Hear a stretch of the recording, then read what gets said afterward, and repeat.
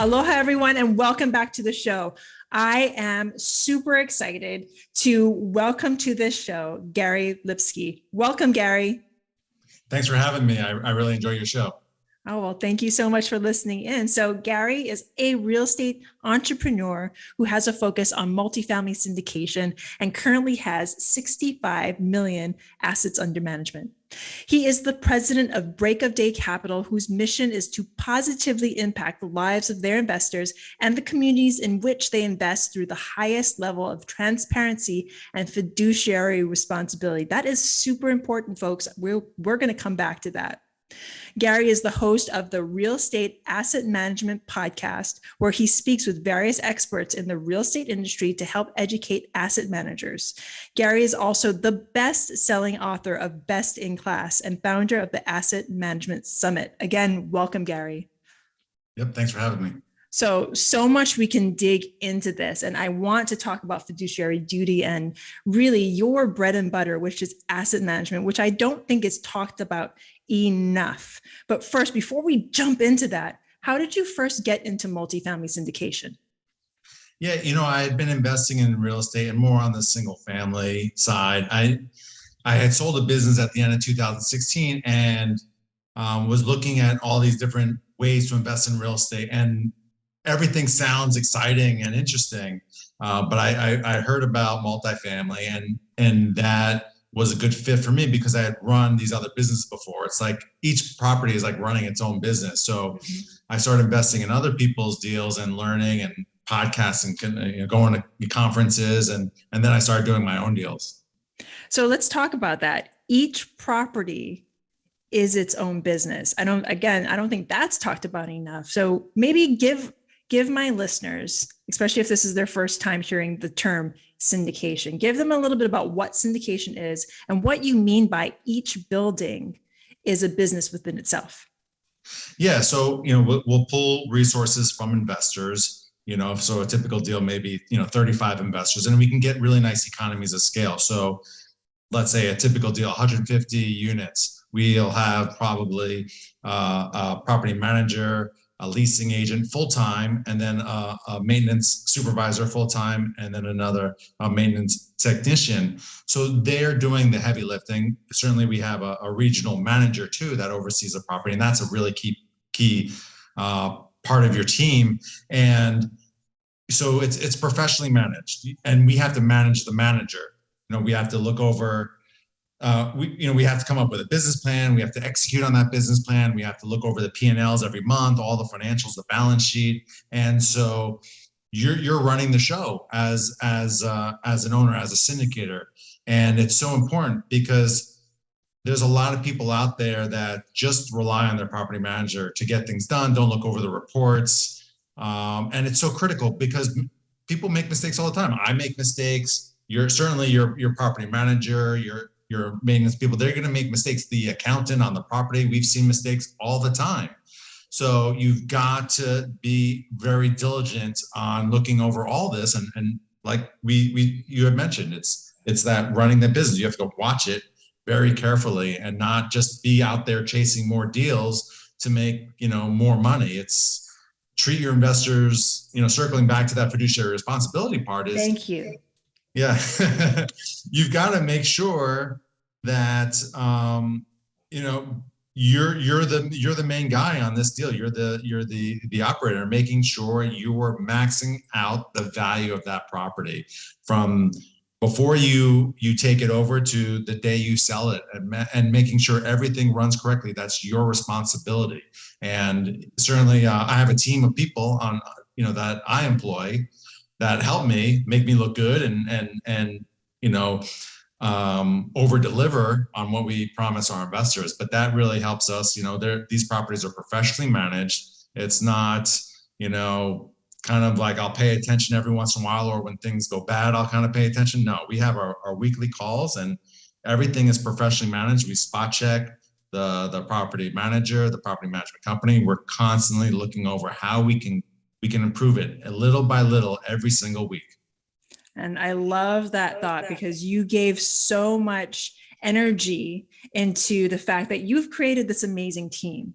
I mean, I don't know. My listeners probably have heard this before and me say this before, but I want you to explain why multifamily is a team sport. You hear of these multifamily investors that put themselves out there and it makes it sound like they're like a one man or woman team, but multifamily is a team sport.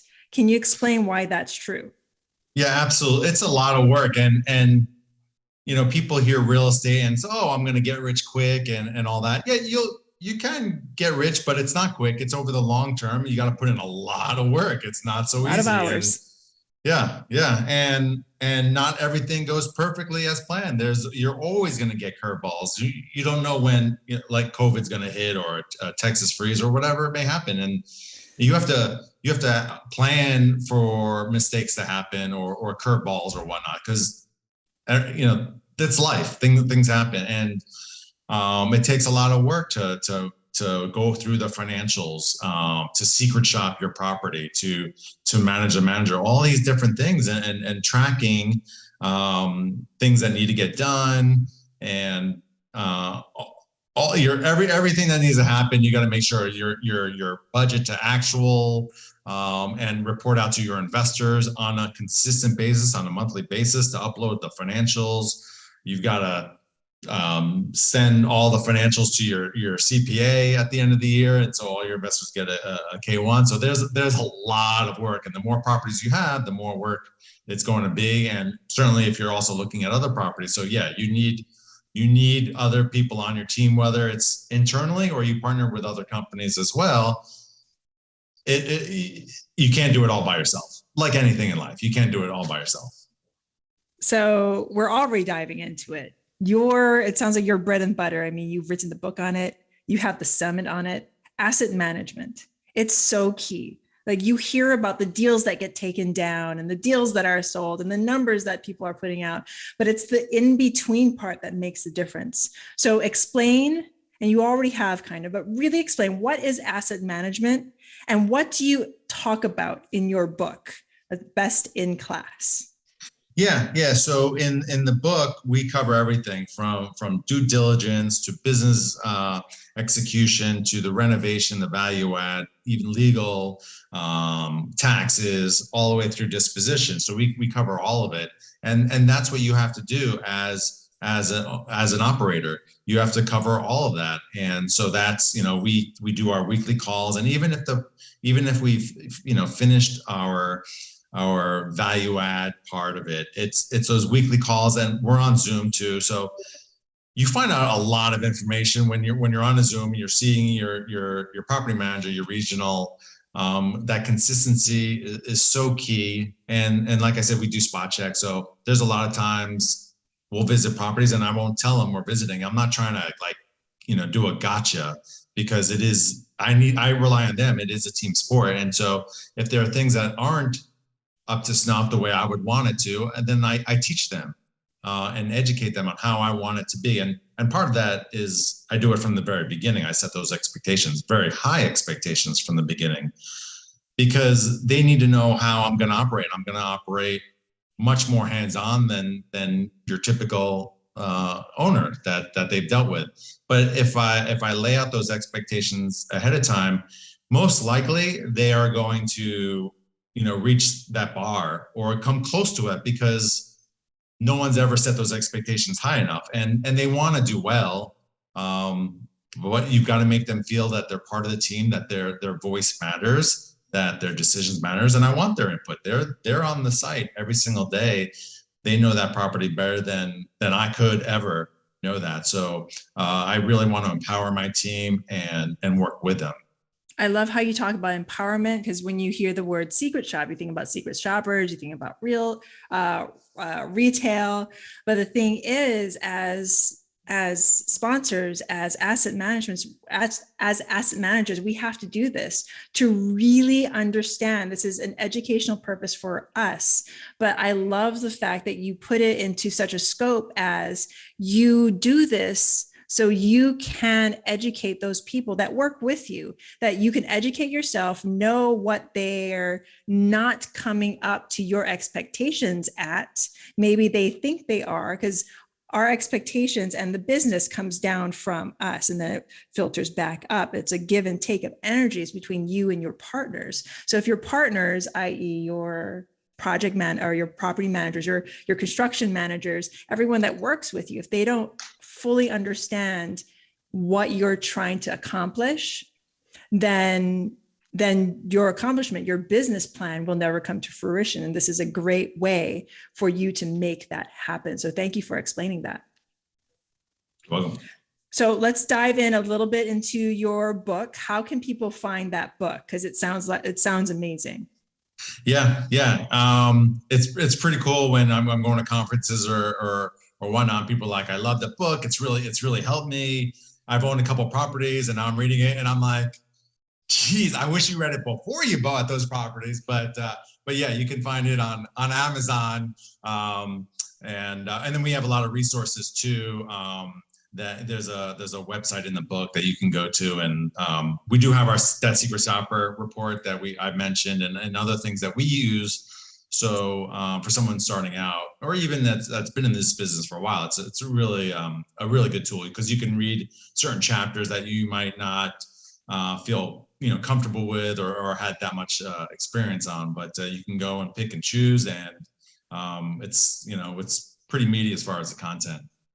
Let's talk about your summit now for asset management. Again, listeners, if you haven't already realized, I'm really, really, really gung-ho about this particular subject because it is so important. You can take down the deal, but if you do not manage the deal correctly, this is the hard part. Taking down the deal, while difficult, if you don't manage it correctly, it won't go anywhere. You cannot take it to that point. You cannot get that business plan to fruition. So having a great plan and having a fantastic asset manager is key. So one way you can learn how to become a good asset manager is to join Gary at his summit, Asset Management Summit. So tell me a little bit about your summit and when is the next one coming up? Yeah, and we were honored to have Jason on it. The last one or the one before, but yeah, look for that in probably late spring. We'll do that again, and it's just chock full of really good operators sharing their experiences. There's not a lot of selling, there's not a lot of fluff. It's just great content, and we cover, we always cover legal, leasing, all the different aspects of asset management. We've helped a lot of people. It's cool to see, people that have come up to me and said, hey, I learned so much from it. I didn't know it. And quite honestly, I'm learning from people too. I don't know everything, and maybe someone's trying different things. So, it's great for me too, to bring on like great operators and pick up, some golden nuggets as well.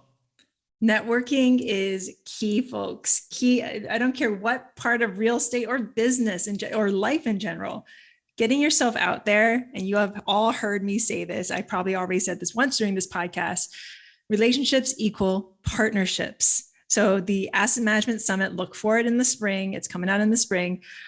That is key. It's another way you can make connections with other asset managers. If asset management isn't your strong point, you can meet those that you can bring on as partners at this summit. And Jason has been a speaker at the summit, and it's a fantastic summit. So before I let you go, and this is not going to be a short question because I want you to really dig in, since you have so much experience in this industry and in asset management, for people who are just starting out or asset managers out there. And, we don't always raise our hands to say that we're failing at something. And it's kind of like maybe there's something that's eating away at them that they can't do, or they can't figure out, or they need help with something. What is something that you can tell these asset managers or people who are just starting out when they're getting into this, or when they're in the thick of it?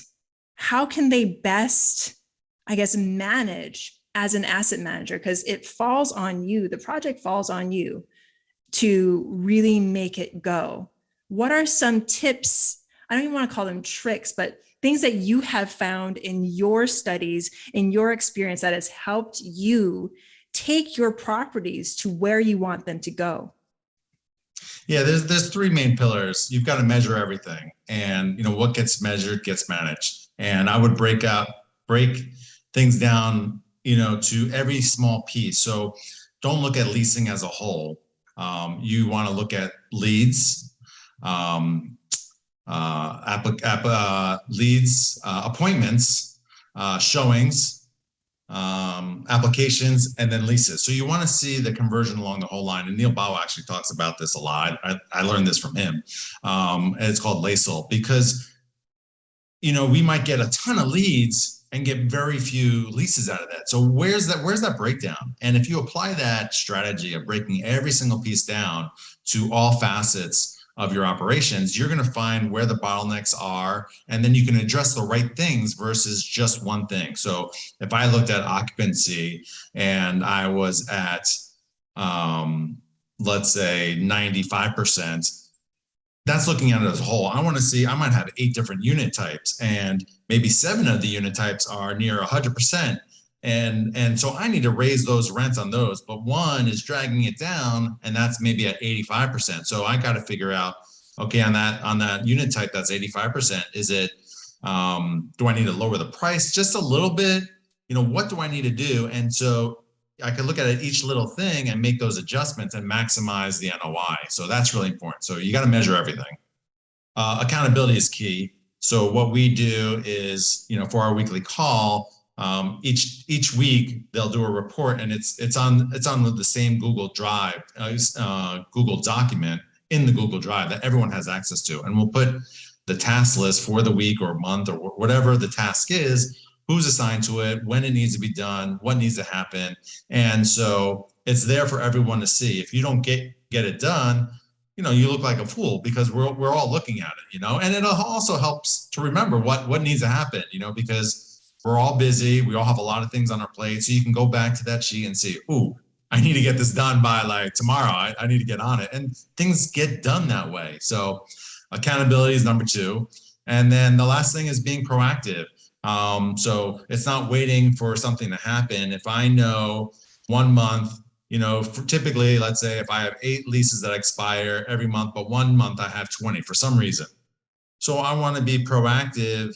I know that's going to happen. So I could send out renewals much earlier. I could try to release people at maybe 8 months, 9 months, 10 months, 14 months. And so I could break that out. So the years going forward, it's much more even. So asset management isn't, it doesn't take an MBA.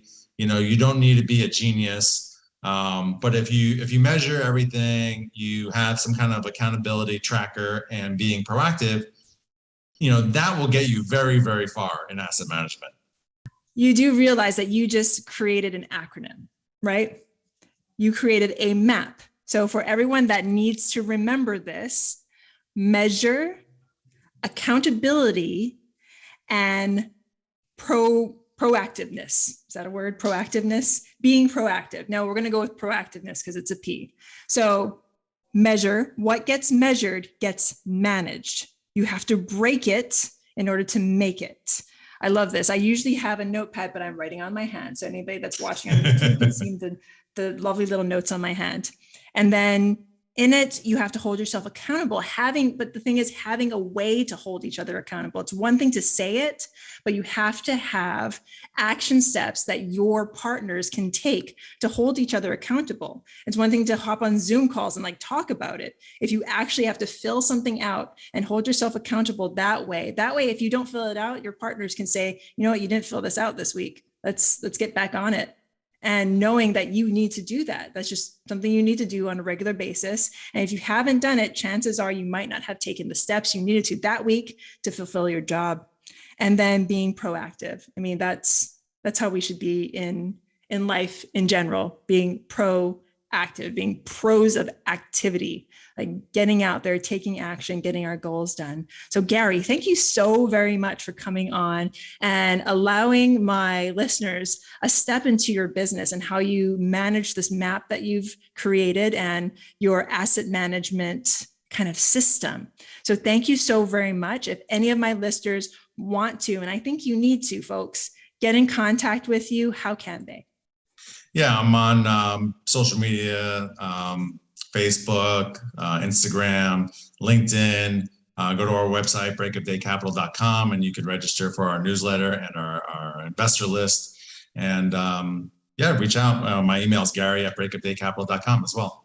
Fantastic. Action step for my listeners, because he just gave you a whole bunch of places. You're going to go to one place. Go to his website. We're going to throw that down into the show notes. Go there. Go to all the content that he provides. It'll take you one step further in your asset management journey. So again, thank you so much, Gary. When you have your asset management summit, let us know. We'll put it out there. And to all of my listeners, thank you so much. Please rate, review, and subscribe if you got any value from this. And again, check Gary out. Thank you. Aloha, love, and so much peace. Bye now. Thanks.